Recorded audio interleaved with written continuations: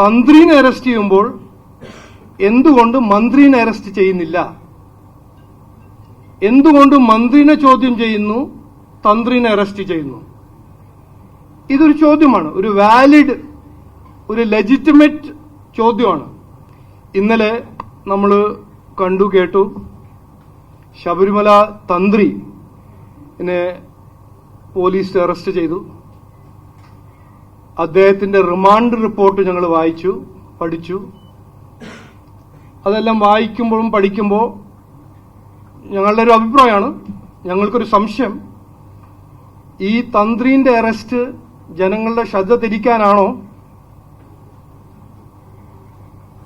CPM-ന്റെയും കോൺഗ്രസിന്റെ മന്ത്രിമാരായ കടകംപള്ളി സുരേന്ദ്രൻ, വാസവൻ, അതിനു മുമ്പ് കോൺഗ്രസ് മന്ത്രിമാരെ സംരക്ഷിക്കാനാണെന്നൊരു സംശയം. കാരണം ഉത്തരവാദിത്വം ആരുടെയാണ്? അമ്പലത്തിന്റെ സ്വർണം, ശബരിമലയുടെ സ്വർണം സംരക്ഷിക്കാനും അതിനെ കൃത്യമായ അതിന്റെ അക്കൗണ്ടബിലിറ്റിയും അത് നോക്കാൻ അതിന്റെ ആരുടെ ഉത്തരവാദിത്വമാണ്? ദേവസ്വം ബോർഡും ദേവസ്വം മന്ത്രിന്റെ അല്ലേ? അപ്പോൾ തന്ത്രിനെ അറസ്റ്റ് ചെയ്യുമ്പോൾ എന്തുകൊണ്ട് മന്ത്രിനെ അറസ്റ്റ് ചെയ്യുന്നില്ല? എന്തുകൊണ്ട് മന്ത്രിനെ ചോദ്യം ചെയ്യുന്നു, തന്ത്രിനെ അറസ്റ്റ് ചെയ്യുന്നു? ഇതൊരു ചോദ്യമാണ്, ഒരു വാലിഡ്, ഒരു ലെജിറ്റിമേറ്റ് ചോദ്യമാണ്. ഞങ്ങളുടെ ഒരു അഭിപ്രായം, ശക്തമായ ഒരു അഭിപ്രായം,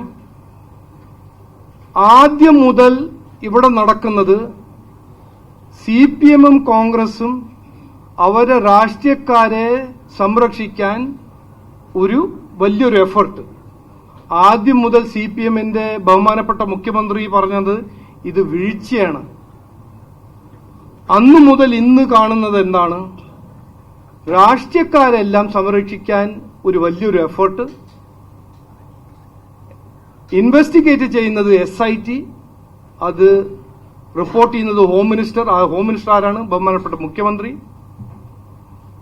അപ്പോൾ കൃത്യമായി ഞങ്ങൾ പറയാൻ ആഗ്രഹിക്കുന്നത്, ഇതിന്റെ പിന്നില്, ശബരിമല കൊള്ളയുടെ പിന്നിൽ വലിയ രാഷ്ട്രീയക്കാരുണ്ട്. ആ പോസ്റ്റർ ഒന്നും